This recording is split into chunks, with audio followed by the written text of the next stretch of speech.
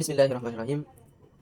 Pada pertemuan pertama kali ini, kita akan membahas terkait sistem pengambilan keputusan dengan tujuan untuk mengambil keputusan terbaik dari beberapa opsi atau pilihan. Seperti halnya yang telah kita terapkan pada studi kasus, yaitu untuk mencari laptop yang terbaik di antara beberapa laptop. Ada banyak beberapa metode yang digunakan dalam sistem pengambilan keputusan atau SPK. Pada part pertama ini, kita akan membahas terkait metode TOPSIS. Singkat saja, pada metode TOPSIS, kita itu harus mencari data alternatif terlebih dahulu dan juga mencari kriterianya. Pada metode TOPSIS ini, kita harus menentukan tentang nilai dan juga kriterianya. Langsung saja kita praktek. Ada beberapa laptop, yaitu ada laptop A, B, C, dan D. Pada laptop A itu rentang harganya 10, performanya 7, sedang, dan baterainya itu awet, 8, dengan harga segitu, dengan harga rentang 10. Akan tetapi ada juga laptop B. Laptop B itu harganya mahal, dengan rentang lebih dari laptop A, dan performanya juga bagus, dan akan tetapi baterainya itu boros, di bawah dari laptop A tadi. Sedangkan laptop C itu harganya murah, dan performanya sedang, akan tetapi baterainya boros. Itu adalah spek terkecil, spesifikasi paling mudah. Sedangkan laptop D, dia itu harganya sedang, performanya paling tinggi, akan tetapi baterainya itu sedang. Dia tidak awet dan juga tidak boros. Itu untuk kriterianya. Lanjut pada langkah kedua. Langkah kedua yaitu kriteria. Kita harus mencari kriterianya terlebih dahulu. Untuk kriterianya tersendiri, ada harga, performa, dan baterai tadi. Nah, sekarang kita tentukan bobot. Langkah kedua adalah tentukan bobotnya. Bagaimana mencari bobot? Mencari bobot itu ketika dijumlahkan bobotnya itu harus satu, dan itu tergantung kita mau memberikan rentangnya berapa. Yang penting itu nanti jumlahnya ketika dijumlahkan itu menjadi satu. Dan di sini kita coba tambahkan semua, akumulasikan bobot, harga, performa, dan baterai. Jika itu satu, maka bobot ini benar. Caranya kita tambahkan satu per satu. Tambahkan, lalu tambahkan yang ini. Oke, tambahkan dengan baterai juga. Maka hasilnya adalah satu. Ketika hasilnya itu satu, berarti bobot kalian itu sudah benar. Nah, untuk mencari jenisnya, karena ini juga dibutuhkan, kita harus tahu cost dan juga benefit. Apa itu cost dan apa itu benefit? Cost itu ketika rentangnya semakin tinggi, maka dia akan rugi. Begitu juga sebaliknya. Benefit itu ketika rentangnya semakin besar, maka keuntungannya semakin besar. Cost ini adalah kerugian dan benefit ini adalah keuntungan atau kelebihan. Di sini harga termasuk cost, performa dan baterai termasuk benefit. Langkah selanjutnya, kita harus normalisasi data. Oke, tadi sudah dibahas untuk benefit dan cost. Sekarang kita gimana caranya mendapatkan normalisasi data? Yaitu ketika benefit, rumus pada benefit untuk mencari normalisasi data yaitu nilai dibagi maksimal kolom dan cost dibagi minimal kolom dibagi per nilai. Itu untuk benefit dan untuk cost. Mari kita langsung praktekkan. Di sini ada langkah ketiga, tadi cara normalisasi. Di sini harga itu termasuk cost. Jadi rumus dari harga, rumus dari cost yaitu nilai terkecil dari kolom tersebut dibagi dengan nilai pada saat itu.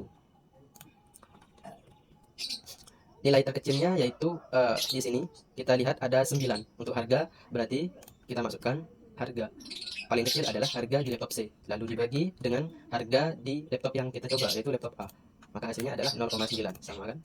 Nah, ketika kita sudah mendapatkan satu rumus itu tidak harus mengulanginya kembali, jadi kita cuma perlu berikan dolar di sini untuk mengunci agar kolom ini tidak berubah.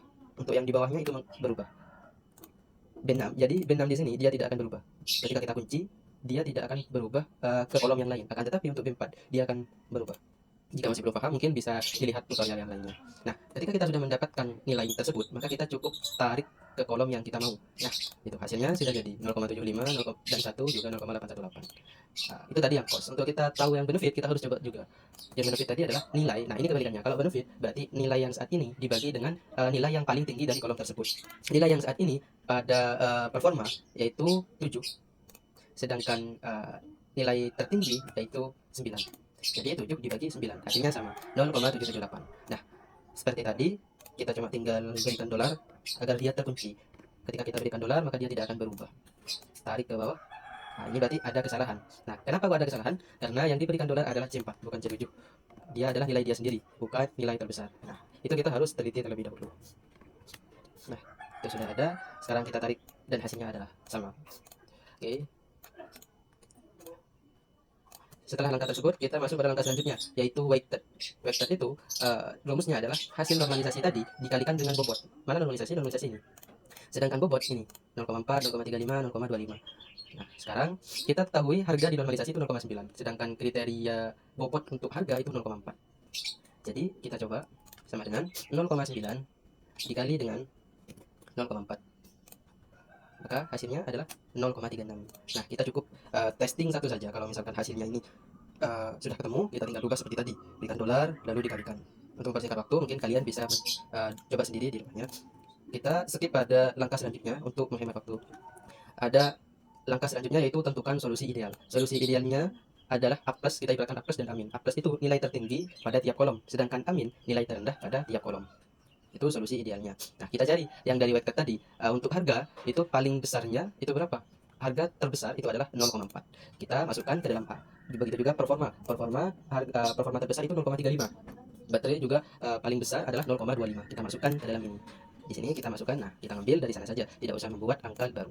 Nah, di amin itu sama, cuma di amin itu bukan harga terbesar, maksudnya bukan angka terbesar, akan tetapi angka terkecilnya. Nah, angka terkecil di sini kita lihat lagi 0,4 tadi kan untuk angka terbesar, untuk angka terkecilnya jadi 0,3.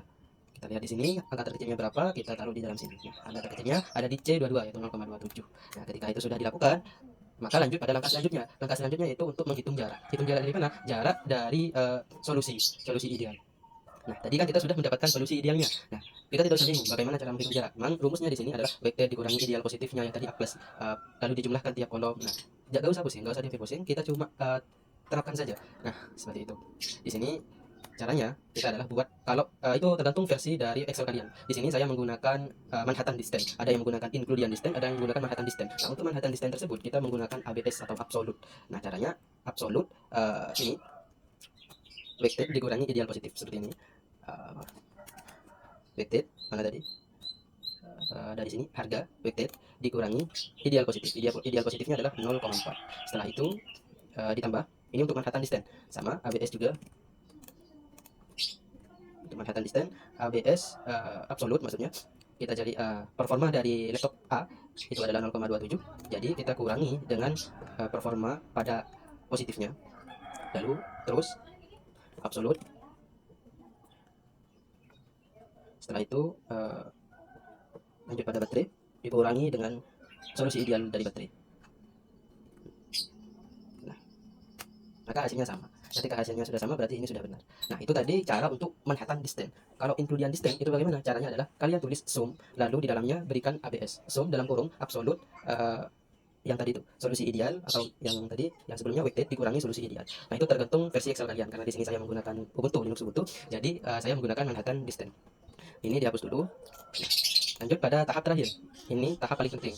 Dia menentukan siapa atau laptop apa yang paling layak untuk diambil dalam keputusan ini. Ini adalah tujuan kita. Bagaimana cara mendapatkan laptop yang paling bagus dengan harga terbagus, performa terbagus, dan baterai terbagus. Bukan berarti harga yang paling tinggi itu bukan berarti dia yang paling bagus. Akan tetapi kita pertimbangkan beberapa keputusan. Nah, untuk cara terakhir ini adalah hitung skor. Skor untuk metode Topsis itu caranya kita ambil dari jarak tadi, S min dibagi dengan S plus ditambah dengan S min. Jadi S min tadi dibagi dengan pertambahan antara S plus dibagi S min. Nah, rumusnya ini.